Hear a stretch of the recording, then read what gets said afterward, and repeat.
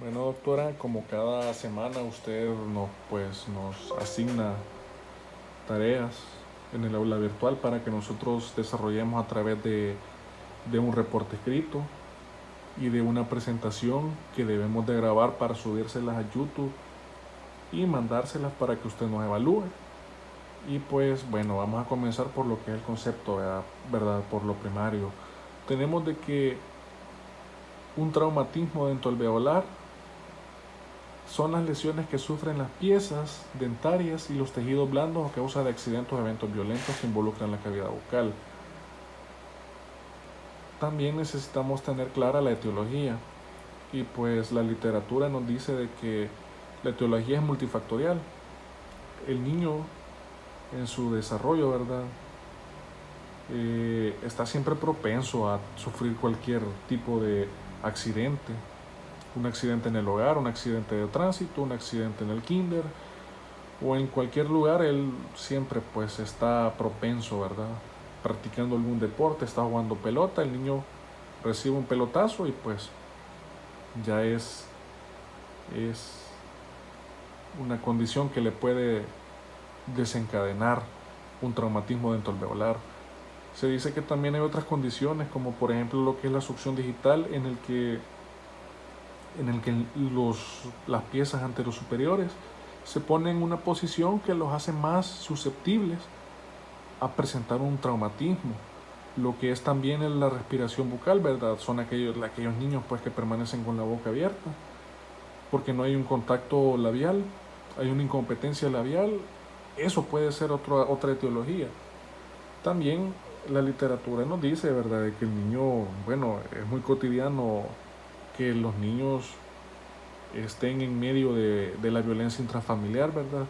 Que sean víctimas de ese tipo de maltratos, en los cuales pueden servir como parámetros para detectar, ¿verdad?, si el niño está siendo violentado. E incluso la literatura pues dice, ¿verdad?, de que hay que tener una gran pericia para eso. Pero también hay factores que predisponen al traumatismo. Esto pues va paso a paso, ¿verdad? Porque el niño va explorando su mundo, está explorando el ambiente que le rodea, tiene una naturaleza de que el niño todo se lo lleva a la boca. Ese niño puede llevarse a la boca algún objeto que sea duro y tenga mucha fuerza en el movimiento, que puede fracturar las piezas que se están desarrollando, ¿verdad? Llevamos también a que hay situaciones como por ejemplo las enfermedades nerviosas que pueden llevar a convulsiones y que desencadenen cierres repentinos, fuertes y agresivos de los maxilares. Otras condiciones también son las maloclusiones, por ejemplo la clase 2, en las que las piezas se encuentran protruidos y como no hay un sellado labial, los pone en vulnerabilidad a sufrir este tipo de accidentes, por ejemplo una caída. También hay otra situación, ¿verdad?, como los factores mecánicos, en los que el niño puede estar jugando pelota, recibe un pelotazo, tal vez él esté consciente de que lo va a recibir, va a recibir la pelota, pero quizás por su misma inocencia, digamos, su falta de medición, ¿verdad?, él pueda tener un pelotazo en el tercio inferior del rostro, ¿verdad?, y se pueda desarrollar esa fractura. Las anomalías dentales, se dice de que la hipomineralización del esmalte hace que el esmalte sea demasiado débil y lo ponga en una situación que, como está debilitado, pues lo hace más propenso. Si en la historia clínica, aquí este apartado ya todos lo conocemos muy bien. Es lo primordial, lo esencial y lo primario, ¿verdad? Vamos a conocer los datos personales, los síntomas. En eso de los síntomas hay que determinar si ha padecido dolor, si ha tenido alguna hemorragia, si ha tenido también, en general, si ha tenido alguna fractura de miembros inferiores, de miembros superiores, si ha tenido algún tipo de laceración o contusión, si ha tenido un servicio médico especializado a raíz de eso. Ya en la historia médica pertinente nosotros tenemos que tener la capacidad que tanto usted nos ha inculcado y nos exige en el área de diagnóstico, de tener la capacidad de preguntarle a los padres si este niño que está presente en la clínica ha tenido algún tratamiento especial, ¿verdad?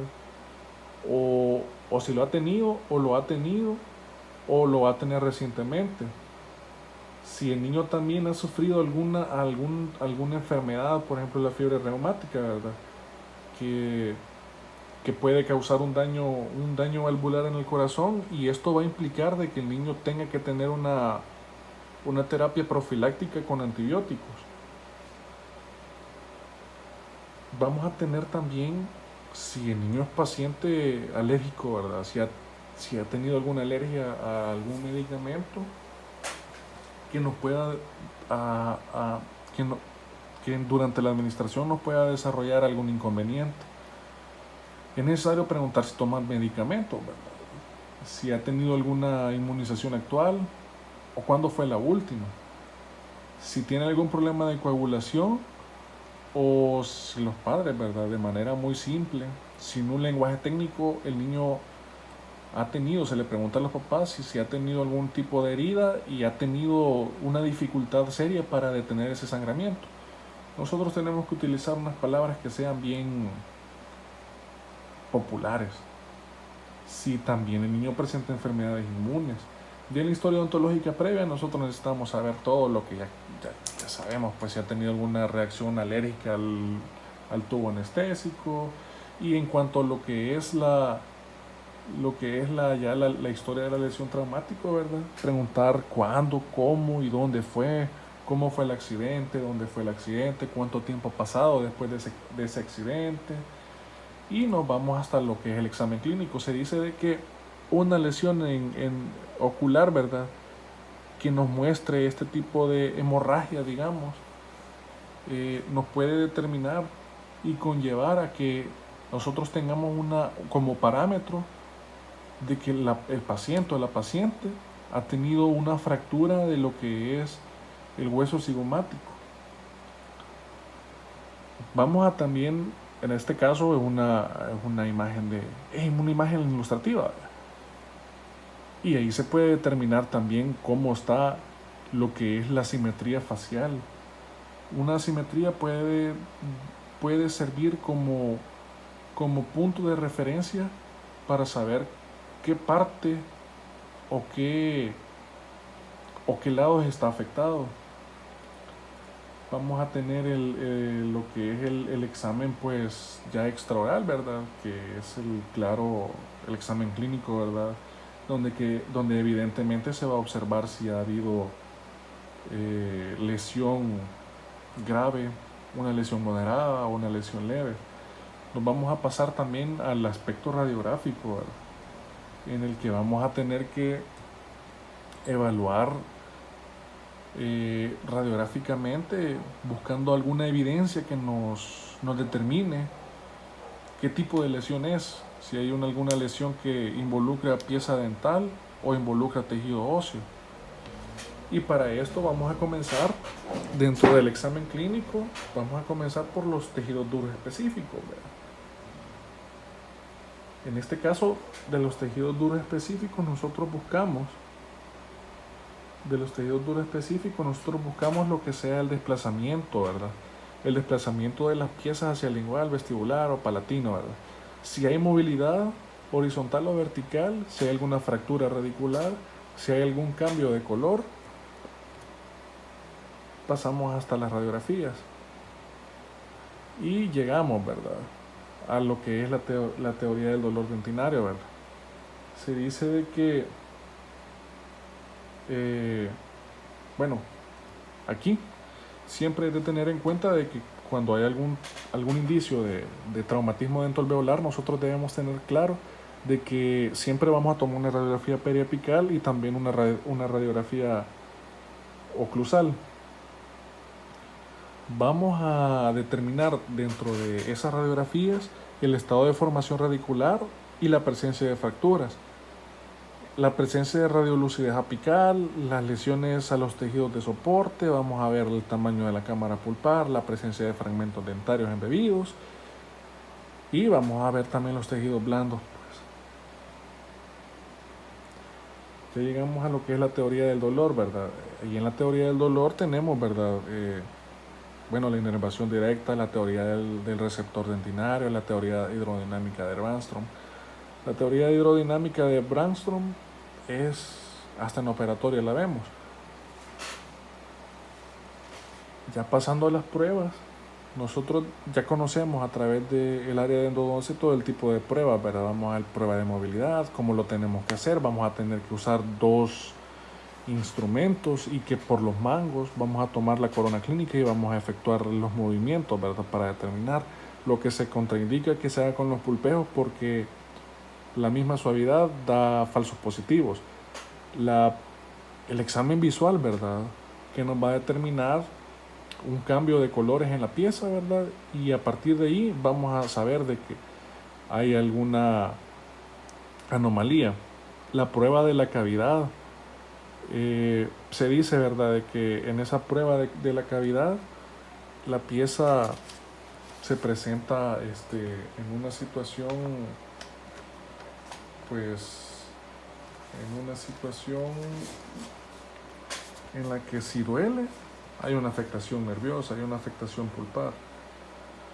También lo que es la prueba del Doppler y la prueba de la percusión.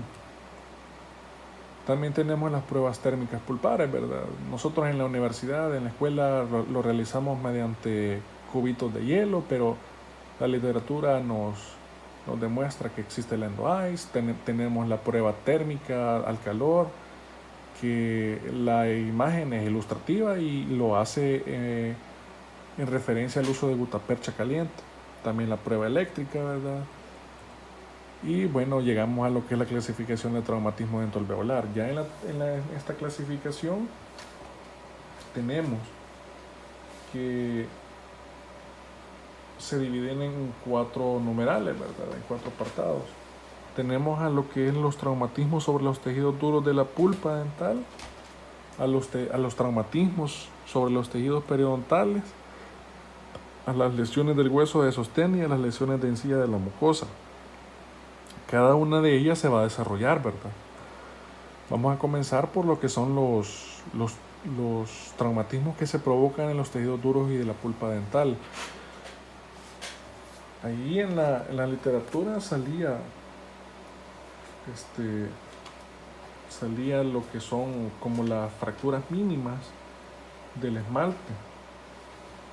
En esas fracturas mínimas del esmalte, pues es algo sencillo, ¿verdad? No provoca ningún trauma que llegue a perjudicar la salud del menor. En las fracturas complicadas, pues sencillamente es una fractura de algún ángulo y puede ser solventado de una manera que nosotros venimos realizando casi desde que comenzamos el área operatoria, ¿verdad? Podemos resolver de una manera eficiente. En cuanto a la fractura ya complicada de corona, pues se dice que es complicada porque ha llegado más allá de la dentina y hay un compromiso pulpar, ¿verdad? Ya en esos casos, pues ya es tiempo como de visualizar un tratamiento que vaya a ser, bueno, la literatura decía pulpotomía parcial, ¿verdad? Pero como allí ya es otra situación, ¿verdad? Vamos a también poder realizar una pulpotomía con formocresol, podemos hacer un tratamiento de conductos con reconstrucción o definitivamente podemos hacer una exodoncia. Cuando ha habido una fractura de corona raíz, ya tenemos que hacer una exodoncia. Cuando hemos completado esta parte y nos vamos a los que son la fractura de los tejidos duros, ¿verdad? En la fractura de la raíz, esto está dividido en los 3 tercios que presenta la raíz, ¿verdad? Vamos a ver que en la fractura del tercio apical, pues se tiene que dejar en observación clínica y periódica, ¿verdad? Ya en la fractura del tercio coronal tenemos que hacer la remoción y considerar dejar la parte radicular. En la fractura del tercio medio se indica una férula rígida y que esté adherida con resina composita.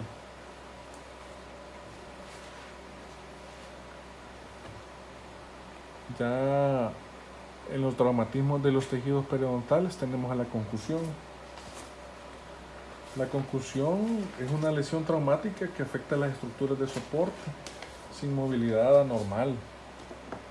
En este caso ya nosotros podemos visualizar lo que son cambios de color, ¿verdad? Y ahí en la gráfica, en el cuadro 24.2, nos dan los colores que se pueden presentar, las causas y los efectos posibles.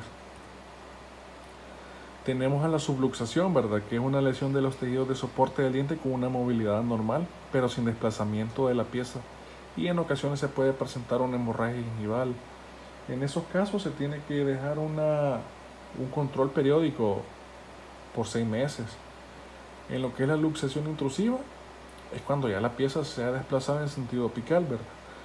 Nosotros vamos a verificar siempre mediante una radiografía periapical y vamos a ver en qué posición se encuentra, si está por el lado vestibular o por el lado lingual, y ver si ha afectado el germen del dentario, ¿verdad? De la pieza permanente. En lo que son la luxación extrusiva, hay un desplazamiento de la pieza en sentido oclusal o en sentido incisal, en el que la pieza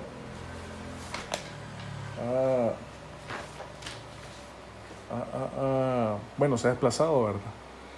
Y pues clínicamente la pieza se ve larga. Radiográficamente se ve que hay un ligamento que está ensanchado en apical, y este se debe reposicionar y permitir la cicatrización.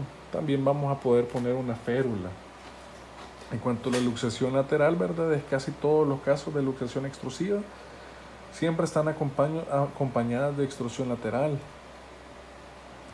En el caso de los traumatismos de los tejidos periodontales, siempre en el numeral 2, lo que es la exarticulación es la misma avulsión, en el que la pieza se ha salido completamente de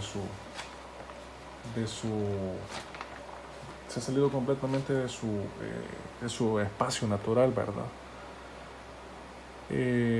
Según la literatura, no hay un común protocolo establecido o claro, ¿verdad? Y se dice de que la literatura científica está de acuerdo en que las piezas primarias no deben ser reimplantadas. No tiene ningún sentido si son piezas que en algún momento se van a exfoliar, ¿verdad? Sin embargo, también se decía de que hay que tener muchos puntos en consideración en el caso de los dientes permanentes, ¿verdad? Decía de que, y en el caso de la dentición permanente, se tiene que incluso, si se le cayó en este momento, se debe de reposicionar hasta en 5 minutos. Incluso los medios en los que se deben de colocar, puede ser una solución salina, en leche durante 2 o 3 horas, en clorexidina, incluso en la boca de la mamá, ¿verdad?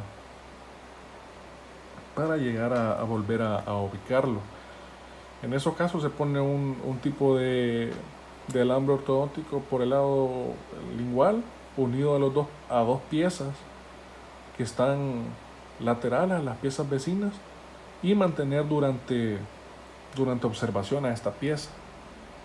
Cuando ya hablamos de las lesiones de hueso de sostén, tenemos a lo que es la conminución, y que esta se comprende como una compresión de la cavidad alveolar, y pues esta circunstancia se presenta junto con una luxación intrusiva o una luxación lateral.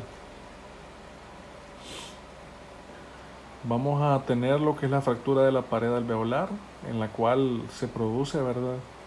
Y se encuentra limitada a la pared alveolar vestibular o lingual. En la fractura del proceso alveolar, que puede o no afectar la cavidad alveolar. En la fractura de la mandíbula maxilar, pues Eso ya son casos que necesita ir directamente al maxilofacial, ¿verdad? Por la tremenda gravedad. En los casos de las lesiones de las encías o de la mucosa oral tenemos a lo que es la laceración, que ha sido producida por un objeto agudo, a la contusión de la encía o de la mucosa porque ha sido provocada por un objeto romo, a lo que es la abrasión de la encía o de la mucosa bucal porque es provocada por una herida superficial producida por una raspadura o desgarro de la mucosa. Y vamos a tener claro también los patrones de cicatrización del ligamento periodontal. En esta tenemos tres. La reabsorción superficial, que es transitoria y es pequeña, ¿verdad? Y la reparación es espontánea. La reabsorción inflamatoria, que es la forma más típica, y en esta penetra hasta la dentina y se puede presentar en la luxación, en la periodontitis apical y en el tratamiento de ortodoncia. Lo que es la reabsorción por reemplazo es la misma anquilosis. Ahí se produce cuando el hueso ocupa el espacio del ligamento y se empieza la unión del diente al hueso, y pues claramente se denomina lo que es la anquilosis. Y bueno, la bibliografía fue de Odontología Pediátrica de Noemi Bordoni. Y bueno, 21 minutos.